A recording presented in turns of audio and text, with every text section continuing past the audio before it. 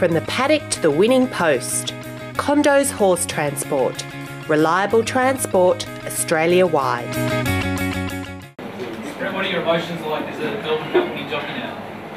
Yeah, it's obviously it's a privilege to have my name up there and alongside some elite jockeys, some champion jockeys, I'd say, and to be a part of it, it's obviously that'll sink in maybe in the next day or next week, or I've got 12 months really to live it, haven't you, until the next one, and yours is forgotten about. But you know, it's it's a lifelong dream, and I've got 2 majors now from Australia, and yeah, it's a privilege and an honour to be able to be a part of it.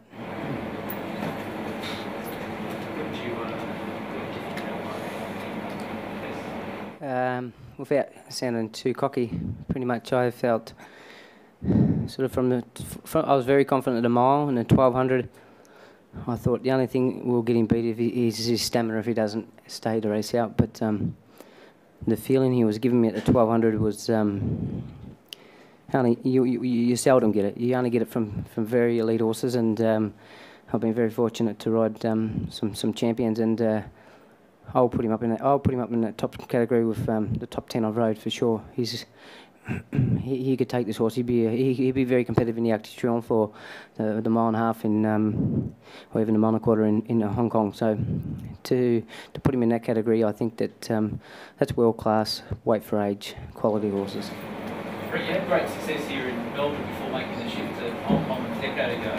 What has Hong Kong taught you from a professional angle? It's probably made me. I went there quite young. I think I was probably 25 and 26 or something.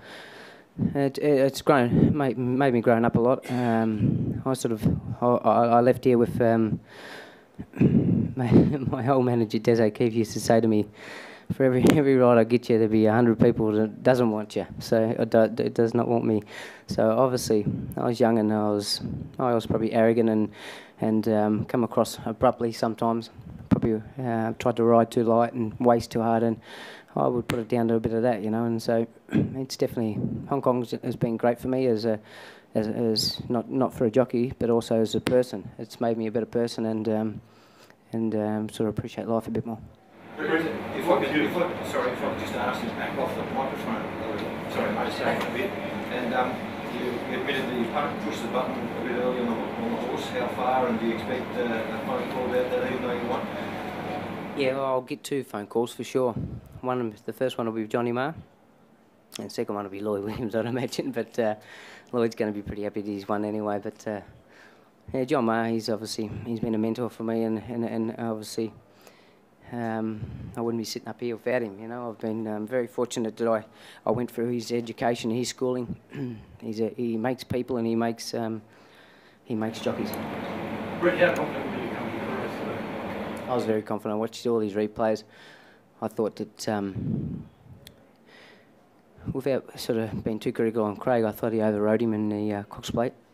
He rode him to win because he knew he wasn't riding him in the Melbourne Cup, and I think if he had his ride over again, he probably would have rode him quiet and relaxed, and let him use his brilliance at the end instead of trying to ride a race on him and put him into the race. And I felt going out to turn the first time that sort of brought him undone. And you know, he was for 3 and 4 deep, getting buffeted, and he never really got a chance to get into his rhythm and get into his race. And you know, you go back through a Cox Plate, some of these Melbourne Cup winners. Look at Jern; he was favourite in the Cox Plate and was disappointing. But they're favourite in that race because they're probably the best horse or best weight for age horse. And the Melbourne Cup is not it's a handicap, but it's not like it used to be. It's not an old handicap race where you can just, the horse stamina wins. But now you need a quality animal, and you need probably a mile and a quarter weight for age horse has a turn of foot, and you've seen that today, miles. And where were you for the ride? Did you get the call? Spoken to Lloyd probably 3 or 4 weeks out, but or longer. But I always keep in touch with him, and you know, he's always got, he has numerous horses. He buys a lot. He spends a lot of money, and it wasn't until he spoke to me probably 3 days before the Cox Plate and said, I've got 2 runners. Cox Plate day, keep an eye on them. if you want to ride one of them, to pick which one you'd like. Obviously, one performed badly. On face value, they both performed badly, but I thought Green Mood, I thought it was a forgive run. And I texted him straight after the race. I said, boss, it's a forgive run. What do you think? He said, let me see the horse when he gets home, and we'll reevaluate it in the morning and see how he pulls up. He said, it's no good making race day decision, So basically, I was confident Lloyd has enough money and enough vets to get the horse back into his in today's condition, and I was quietly confident that he'd make it, and so I didn't take a ride, and I left it open, and I told him I'll leave it open for him as long as I actually said to him, I said, I don't need to practice in the race, Lloyd, and neither do you. So if he goes around, we'll be going around with a live chance. Winning the Melbourne Cup, mate, sort of whet your appetite to want to come back to Melbourne? Hong Kong is definitely now home. Yes, it is, for sure. I love Hong Kong, and it suits me. I'm very fortunate to be licensed here every year, and I don't take it for granted. I thank the Hong Kong Jockey Club for every year that they do give me a licence there, and I appreciate it. Yeah, I could have rode Efficient, but similar to this horse. I wasn't going to make the same mistake twice. He ran poorly in the Cox Plate. So, yeah, it was, this race has been a tough race for me. I've probably could have run it 3 or 4 times. But I knocked him back. I didn't think he was... I spoke to Lloyd about it, actually, and we didn't think he had to turn a foot for the Melbourne Cup, but obviously it rained that day, and it definitely helped him, and I think I could have rode the winner, and they offered me a long way out, and he hadn't really proven. He sort of come on, once he come to Melbourne, he won the Geelong Cup, and he really,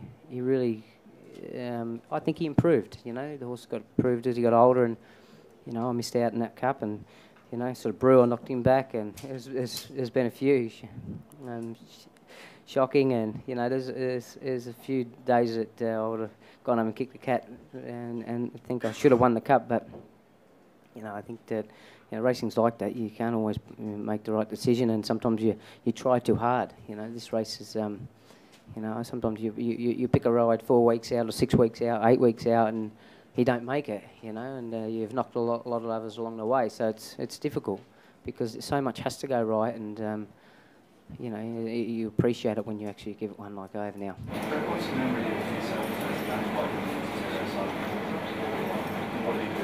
Yeah, Terry was great for me. He was a terrific boss. My father, my late father, he was very enthusiastic for me to be a jockey. He always thought I'd be a top jockey, and he used to drive everyone mad. And I went down to Arthur Clark first, and Arthur Clark told me I'd get too big. He said, you probably should find another profession. So I left there crying at the age of 13, and pretty much a week later I went to Terry O'Sullivan, and Dad said to him, you can ride really good, this kid. If he's got the opportunity, I would like you to give him the chance to go to Melbourne, And Terry O'Sullivan said, I won't hold him. If he's good enough, he'll go. And I suddenly really stayed with Terry about 1.5 years, and thanks to Terry, he picked a good tutor for me, and John Maher, and a good trainer, and someone like Terry gives you full opportunities when you're an apprentice, and makes apprentices, which there's not too many trainers out there nowadays that do that. It's hard. You got to make them and train them and teach them, or take them as your own child, really. So I was very fortunate to have two fantastic masters that, as I said earlier, I wouldn't be sitting up here if I didn't. I was probably a bit of a rap egg as a kid, and definitely, the upbringing I had from my 2 masters, I really appreciate and respect them for what they did for me. Yeah. You said you were arrogant. Having a good wife and having kids, and definitely, and obviously, in racing in Hong Kong itself, you have to be the complete package. Riding nowadays is probably 50% of it. Look at Craig Williams; he's a complete package. He's 100%. He's a great talker. He does everything. He crosses the T's and dots the I's with everything. And I think it's credit to Craig that he has this enthusiasm every day to get up, and to his work ethic, and want to strive to be that number one all the time. It's hard to do it, you know. Racing is such a consistent and such everyday industry that it does wear you out, you know. And you know, I think Hong Kong, it's made me just appreciate life and appreciate what you get, and appreciate the people who help you get that, you know. I think is more important. Yeah, I'm in a good place actually. Yeah, Brett, you're back riding at Happy Valley tomorrow. Are you going to be able to enjoy this tonight and have some sort of celebration, or is that a hold? Yeah, I'll speak to Hong Kong Jockey Club. Last year, obviously, they let Gerald Mosse get off forfeit his rides, and there's obviously, like now, there's a lot of commitments. I've still got 2 more rides, so you know, it's not really, it's the complete package of the Melbourne Cup. It's, you know, I'm a part of it now, so it's I have to sort of devote my time for probably a few days to it. I'll speak to Hong Kong Jockey Club if they allow me. Maybe I'll stay. I'm not sure. I'll speak to everyone involved and that. But you know, at the moment, I'm really keen to go and ride my other 2 rides and then worry about it after that. You know. Is this your best moment in racing? Oh, I wouldn't say it's my best moment in racing at the moment. No, you know, I think it's. I feel very privileged to have won it, and I think it maybe, as I said, it'll probably sink in the next day or 2 or a week. But it's a race that I dearly would love to have won, and now I've got it. It's a great thing, and you know, I've had some great times in racing. So I wouldn't say it's my best, but it's right up there, and I've really enjoyed it. Who have been some of the most influential people in your career since you moved to Hong Kong? Oh, definitely David Hall for sure. Casper. 咁啊，恭喜晒啊，張醫生。咁啊，用中文同你問一問啦。